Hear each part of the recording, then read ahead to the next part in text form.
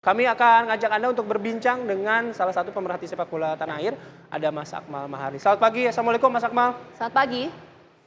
Selamat pagi, Waalaikumsalam warahmatullahi wabarakatuh, Bayu dan Gina. Salam duka sepak bola Indonesia.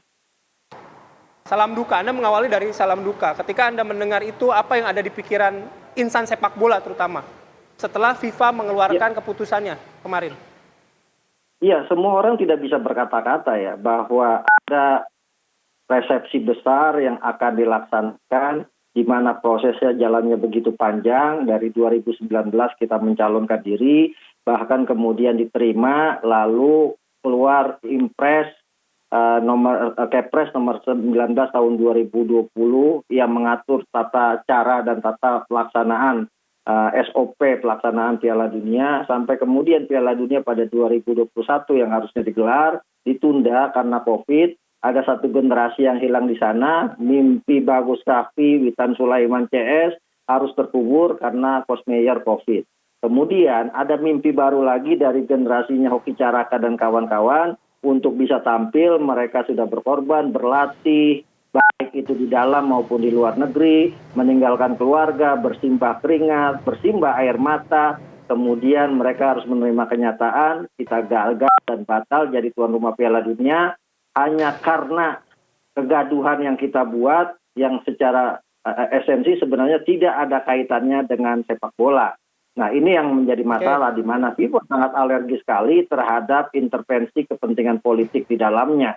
Nah, ini saat ini FIFA ingin meletakkan wibawanya di mata para anggotanya dengan kemudian mengambil keputusan yang di luar dugaan para politisi Indonesia.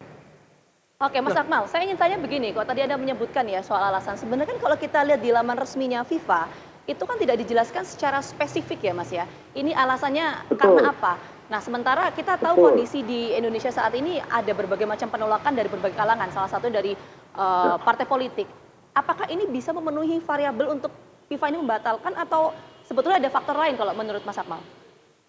Ya, FIFA ini sudah kenal karakter Indonesia gitu kan. Jadi FIFA senang aja bikin sesuatu yang dibuat mengambang, yang kemudian menghadirkan multitafsir untuk mencari berbagai alasan akibat kasus yang sudah dilakukan dan akibat hukum yang sudah dijatuhkan oleh FIFA. Ini kan kemudian kalau kita kita pahami konteks Indonesia misalnya, ini kan mencari 1000 alasan untuk menjawab ini semua. Mereka yang kemarin, para politisi yang menentang kehadiran Israel yang salah satu pemicu akhirnya FIFA mengeluarkan putusan ini, pasti akan mengarahkan atau mencari celah kemana mereka untuk cuci tangan. Nah, ini hal-hal yang semacam ini biasa di Indonesia. Nah, kalau ngelihat surat atau rilis yang dikeluarkan FIFA, kuncinya ada di due to the current circumstance ya, di mana bahwa karena keadaan saat ini, situasi dan kondisi saat ini, itu yang harus menjadi pegangan. Sekarang kan akhirnya ditafsirkan banyak hal. Due to the current circumstance diterjemahkan menjadi 3 hal. Yang pertama ini jangan-jangan karena kasus Kanjuruhan, karena ada tulisan Kanjuruhan di dalam rilis tersebut.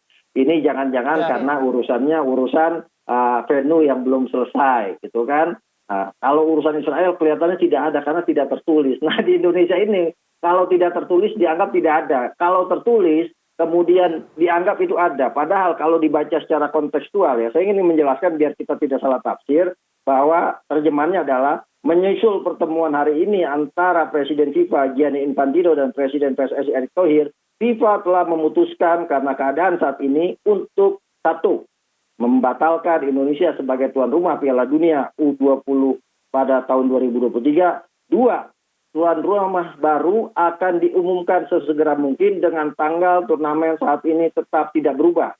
3, potensi sanksi terhadap PSSI juga dapat diputuskan pada tahap selanjutnya. Cukup 3 itu putusan yang dikeluarkan oleh FIFA. Kemudian FIFA melanjutkan dengan kata-kata, FIFA ingin menggarisbawahi bahwa terlepas dari keputusan di atas, ya, keputusan 3 itu, FIFA tetap berkomitmen untuk aktif membantu PSSI bekerja sama erat dan dengan dukungan pemerintahan Presiden Joko Widodo dalam proses transformasi sepak bola Indonesia pasca tragedi Kanjuruhan Oktober 2022.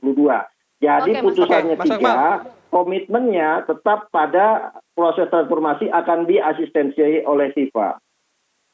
Oke, Mas Akmal gini, FIFA memang sudah mengeluarkan ya statementnya gitu, tapi kan tidak secara spesifik menjelaskan alasannya kenapa. Tadi Mas Akmal juga menyebutkan ya mengambang aja ini bahasanya FIFA begitu. Tapi begini, Presiden Joko Widodo kan kemarin sudah menyampaikan ya rilisnya gitu bahwa akan menjamin pelaksanaan Piala Dunia U20. Pak Erik juga sudah datang ke tempatnya FIFA. Apakah kita nggak ada ruang lagi satu gitu untuk masih menginginkan sebagai tuan rumah Piala Dunia? Dan kedua, apakah, ya saya nggak tahu ya, apakah FIFA bersifatnya kalau kayak gini sepertinya seolah-olah jadi otoriter banget gitu. Tapi nanti kita bahas lebih lanjut ya Mas Akmal ya. Kami harus Oke. Oke, kita tahan dulu. nanti kita bahas ya. Ya. Kami harus jeda terlebih dahulu. Apa kabar Indonesia Pagi akan kembali sesaat lagi.